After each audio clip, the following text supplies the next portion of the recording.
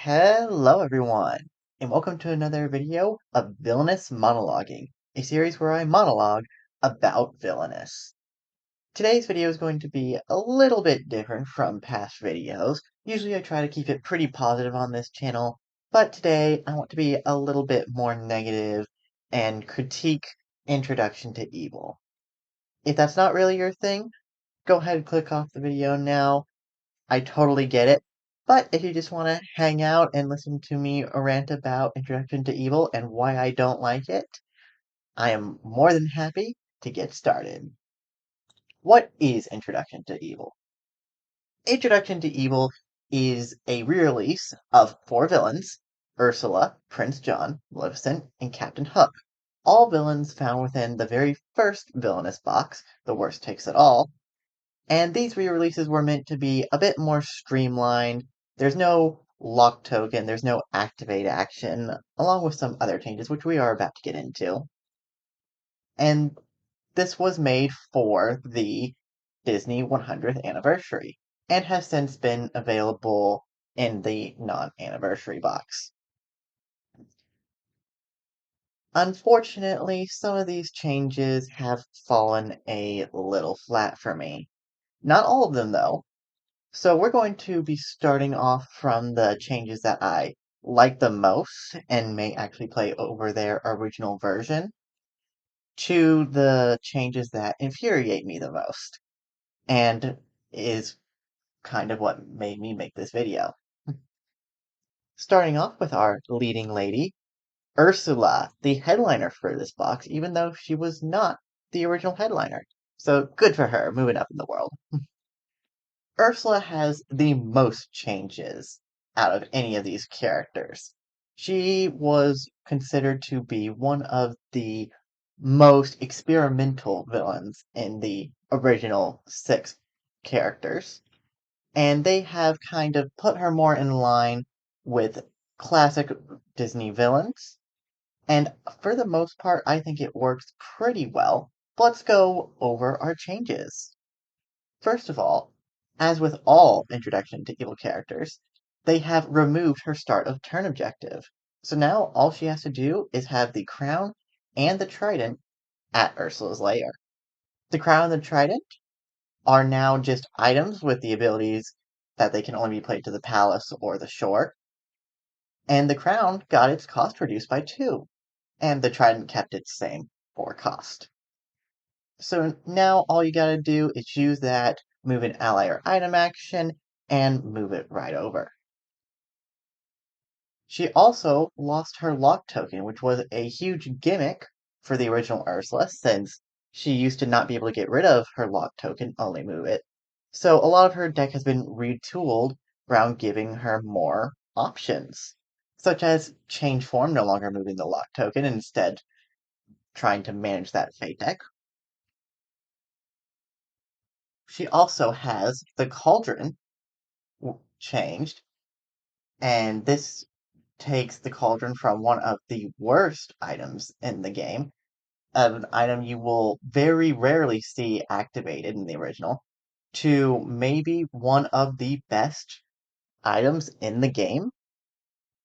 Being able to just find cards in your deck or discard pile and put them in your hand. Very nice. She also had her condition Arrogance changed to be more in line with the conditions that had followed the first box, since in the first box, Worst Takes It all the conditions were strength 4 or more, and in every box since it has been 3 or more. So it's been kind of an odd disconnect, and here they have rectified it. The ability has also changed, but I think it is a perfectly fine ability for the new trigger, which is just being able to play an item, usually a binding contract or an ally. But if you get lucky, you can play the 4-cost trident. Her allies previously had the activate ability, and as stated before, the activate action is completely gone in this version. And now they are just strength for you to vanquish heroes with. putting her more in line with the rest of the villains that Vanquish. Her binding contracts now give her that ability to Vanquish instead of having to be attached to a hero and then move, instead just providing the Vanquish action, which I do believe is easier for new players. She also had Poor Unfortunate Souls. Since a lot of these changes could be considered buffs, Poor Unfortunate Souls does remove a lot of her hero control, as does Whirlpool, which we'll get to in just a moment. Instead, just defeats the hero outright and gets to move an item, progressing her objective. Whirlpool also allows her to progress her objectives, and she just needs to dig for those items. But she does lose some of that hero control. Her realm was also changed a little bit, now giving her a play action at all 4 locations. And our changes are not done. She also has changes to her fake deck. Grimsby used to be able to move the lock token, and since there's no lock token, he can instead just place a binding contract in the discard pile. Flounder got to, instead of making you search through your entire villain deck all over again, now can mess with that change form and reshuffle that fade deck if certain heroes come out in the wrong order. Snarfblat used to deal with binding contracts and having them be attached to characters, and now instead acts as a taunt. Eric now allows you to move any ally to a new location, and this can be pretty annoying, which we'll get to in just a moment, because you need to deal with Ariel. Ariel has lost her ability to pull items, and now just has that same restriction of not being able to use the mover item or ally action.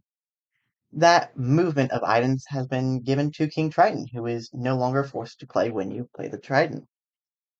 So what worked for New Ursula? Well, as stated before, I think that arrogance, being able to be more in line with the rest of the conditions, has been a wonderful change. The Cauldron, another fantastic change, bringing new life to an item that previously did not see any use. The Trident and Crown, now being pure play this card to win, and that's pretty much it, does make it a bit easier for new players, and probably won't confuse them as much. And Binding Contracts, giving her Vanquishes, allows a lot less confusing explanations instead of going to the Ursula player and saying, hey, so this is how you vanquish, don't worry about this part, you have this own unique method. Overall, I think it is a pretty good change, but there are some problems. Grow Giant and Trickery did not change at all from their original iteration. And you'll notice this is the theme throughout this video of not changing something causing problems. Grow Giant infamously allows you to perform a fate action, and Trickery allows you to essentially do a fate. And these can make her very annoying to play against. It's not the end of the world, though. Not like it's a Hakuna Matata loop. Oh, wait! Hello, Scuttle and a Snarfblat in return to form. Scuttle can now take a Snarfblat from the discard pile, essentially acting as a taunt, and basically permanently protecting Ariel, meaning that you cannot move allies or items. This means that you cannot move items to your win location, Ursula's lair, or you can't move your allies to Ariel.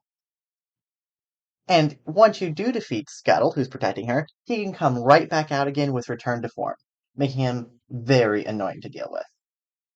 But hey, it's okay, you do have a move hero action, and you can protect 2 locations with your allies. Until Eric comes out and is able to move an ally to any location, basically just putting them at one location, so you have one of the four locations protected, and who knows where Scuttle and Ariel are going to be. Overall, pretty annoying to deal with, but still a major step up from the original Ursula. Moving on to Prince John. Another villain I'm actually positive on. I think he is better than his original design, if just a little bit. So what changed with Prince John? Well, his start of turn objective has been completely removed. However, he now has to have Robin Hood in jail. Robin Hood's ability has been changed. Previously, his ability was that Prince John gains one less power whenever he would gain power, and that has been given to Little John.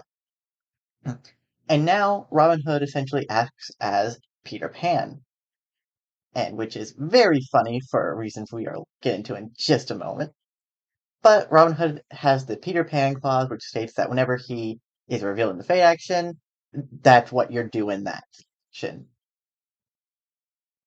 And when Robin Hood's defeated, instead of being discarded, he gets moved to the jail.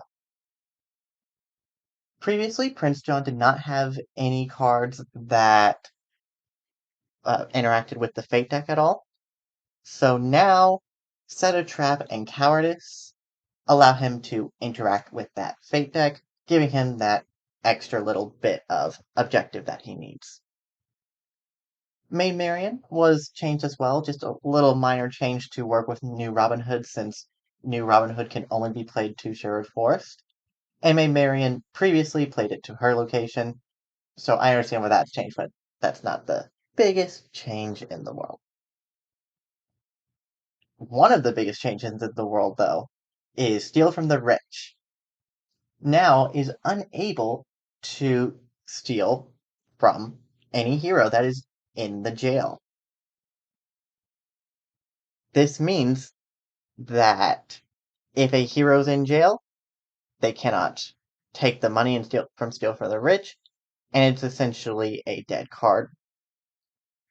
But I think this was made to make Robin Hood not able to just take all your money in the jail, which I totally understand. So what worked here? Well, with all of these heroes coming into the realm, it makes beautiful, lovely taxes, all of them much more enjoyable to trigger. May Marian is very interesting. Her purpose isn't really better or worse, but just different. Now, as the Fader, you're trying to stack her up with power from Steal from the Rich, so that if you defeat her, you have to deal with Robin Hood again. But only after Robin Hood's been defeated, because if she comes out first, that's an alternative way for Prince John to defeat Robin Hood. And warrants. Being able to play that hero on the warrant yourself, another fantastic boom for Prince John's power gaining ability. Now what didn't work? Well, the Peter Pan clause is infamously pretty annoying to deal with. And giving it to Robin Hood does make it pretty annoying. Also, Little John being able to get caught with Set a Trap, or King Richard, or Maid Marian, or other key heroes, taking away that ability from the Fader to play those really impactful heroes, it can be, once again, very annoying. Now, Prince John is a character that only has a couple really impactful heroes, and taking them away just doesn't feel amazing. Another infamous condition, greed, has not been touched. And on the surface, I still think it's pretty okay. You're not usually going to be having 6 or more power. But now, the start of turn on Prince John's objective has been removed. So if greed comes out, that means that Prince John can win on someone else's turn. Not an ability exclusive to him, but still one that can be pretty infuriating to play against, especially because at the start of your turn, you could have the money and not have any chance to get rid of it.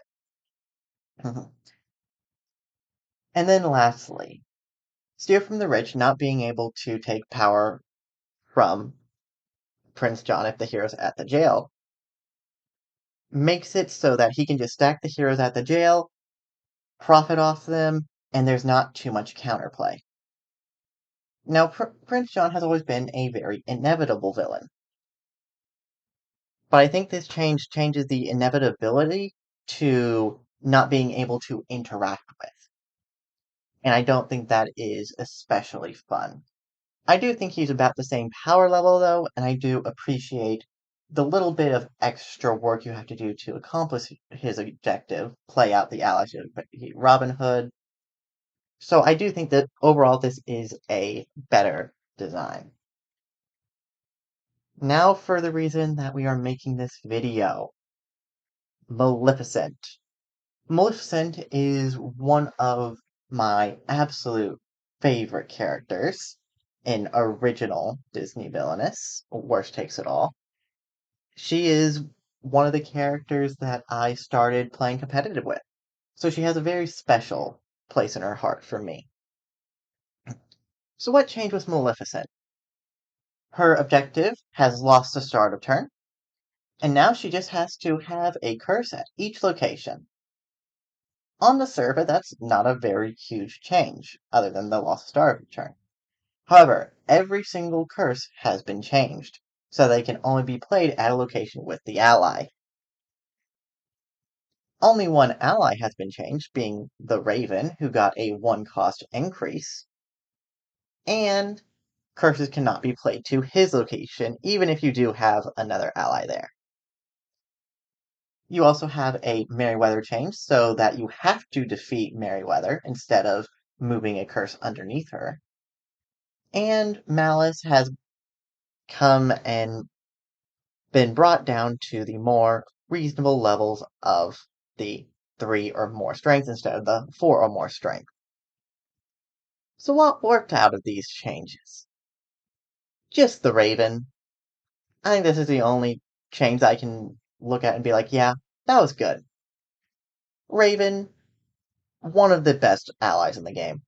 Just what a card. Being able to do an extra action each turn, gaining 3 power, playing an extra card, discard if you have to, moving curses. All around, what an amazing ally. And curse cannot be played to Raven's location. Very annoying to deal with, but forces the Maleficent player to be a bit more strategic in how she's placed. So that didn't work. Well, having to have an ally at each location with a curse takes away the original Maleficent's ability to really control her realm. Previously, she could play Green Fire to locations where she does not want the heroes. The Forest of Thorns were locations where she only wants the strong heroes, or hero stack with them. And Dreamless Sleep where she wants to reduce the hero strength for maybe a dragon form or something. Making all of those have an ally at that location means an extra turn to play them out, which means an extra turn for heroes to come and mess that up. And it restricts where you can play them. If you only have one ally and you have 2 Force of Thorns, a single 4-cost hero, a 4-strength hero, excuse me, can come out and discard both of them. And that doesn't feel great. And another reason you can do that is because curses were so easy to play out, so that they had a downside to them. Green Fire, you can't move there. Force of Thorns gets discarded if a hero that can get played there is played there, and Dreamless Sleep is discarded when you play an ally there. And once again, you need to be playing allies a lot. So it really punishes you so hard for playing your curses when they're so hard to play anyways. And during this time, while you're trying to set up all of your allies, you cannot defeat heroes because you need those allies to play your curses. So you have to make a choice. Do you defeat the hero, or do you progress your curses? And if you defeat the hero, you can't play your curse. And if you don't defeat the hero, Once Upon a Dream can come out and discard the curse anyways, making it a not so fun loop. She does have a couple heroes that are changed, well, just one. But Merryweather lost her ability to be snuck under, so now you have to deal with her. And as stated before, you need those allies to play your curses, and so you just have to waste more and more resources to deal with her. Prince Philip was not changed at all, but being able to just get rid of all the allies means you can't play the curses to his location anymore, so you can't try to hero stack with the Force of Thorns, you can't try to Dragonform him if you play a Dreamless Sleep, or anything like that. Speaking of defeating strong heroes, Malice. Malice was brought down to trigger on a defeat of a 3 or more. However, it was also changed to defeat a hero with a strength of 3 or less.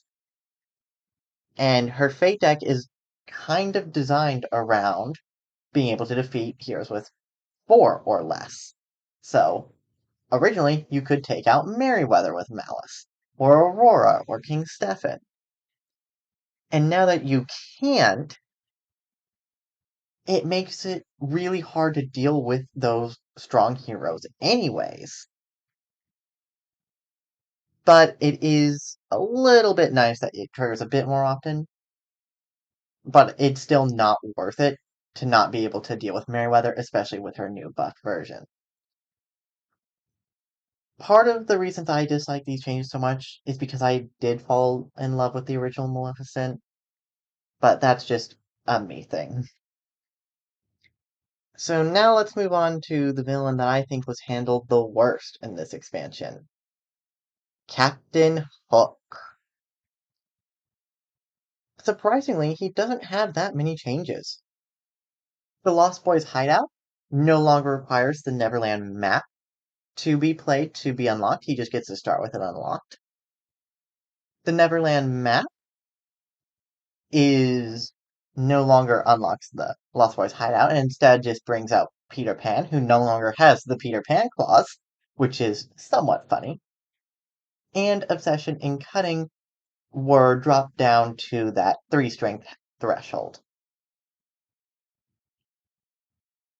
The Neverland map now states that you have to defeat a hero to discard the map because the Neverland map summons Peter Pan.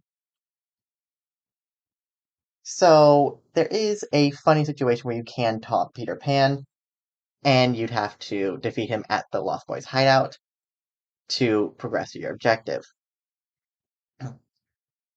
You do have to play the map to bring out Peter Pan, since he no longer has that Peter Pan clause.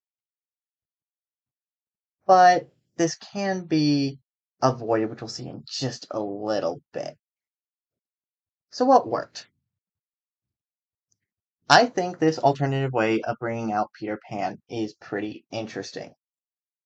Instead of trying to get through your Fate deck to find PETA, you instead find him immediately. And then you have to defeat another hero before you can start moving him. And if this was the way to bring out Peter, I don't think he would be bottom of my list.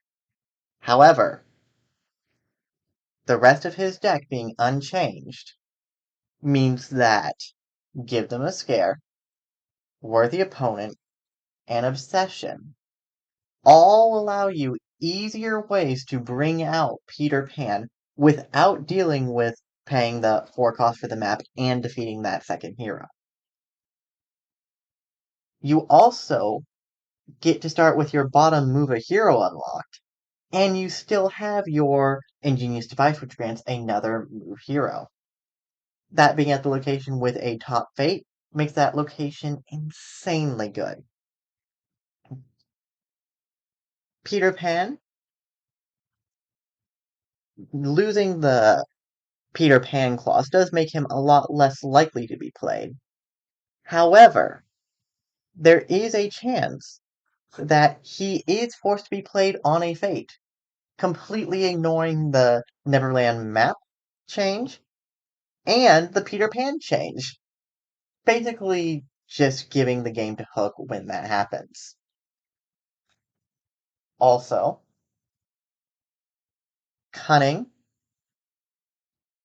matters about ally strength of 3 or more. And there's not really been a condition at the same level of cunning that cares about strength of allies. But Hook's villain deck was designed to be able to play out, oh hey, here's a 4 strength ally. Because you have a 4 strength ally. And now it's, I get to do a 4 strength ally because you have a 3 strength ally. Essentially being able to do more with the condition than what you did with your turn. And then Obsession. If Peter Pan could not be revealed this way, I think it'd be fine.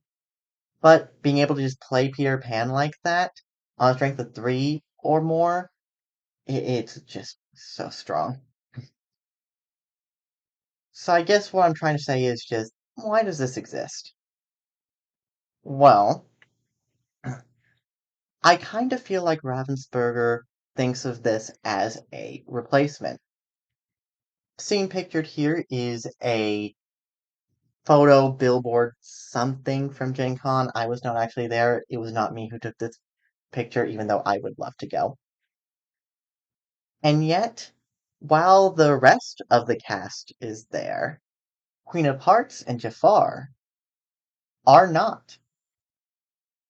And notably, in other villainous boxes, such as Success at Any Cost, there is no mention of Worst Takes It All, just Introduction to Evil. Completely making Queen of Hearts and Jafar MIA. If this was simply an add-on to the original characters, and you could play either or, and Ravensburger presented it as such, I don't think I'd have as much as a problem. But presenting these characters as the definitive versions of them just doesn't sit right with me. Since while I do agree Ursula is an improvement, Prince John is only marginally better, and I absolutely hate what they've done with Maleficent and Captain Hook. And that's not even mentioning that Queen of Hearts and Jafar aren't there at all. Hopefully in the future, we will see Queen of Hearts and Jafar again, and maybe they'll get reworks. It'll be interesting to see, since they both make heavy use of that activate action, which they have kind of removed in this set. Now, I don't want to end this video on a downer, so let's go over some things that I liked. I thought the aesthetics of this box were really good. Replacing the gold, I'm not really sure what to call it, border outline with a silver on the villain guide and portrait really does kind of make it seem different and a little bit sharp, and I really do like that. Speaking of sharp, having the colored fate decks, oh, that really does make I2E feel special. Thank you all so much for listening. I'm sorry for being such a downer this video. Next video should be a little bit more upbeat, and I hope to see you there. Thanks for watching, everyone.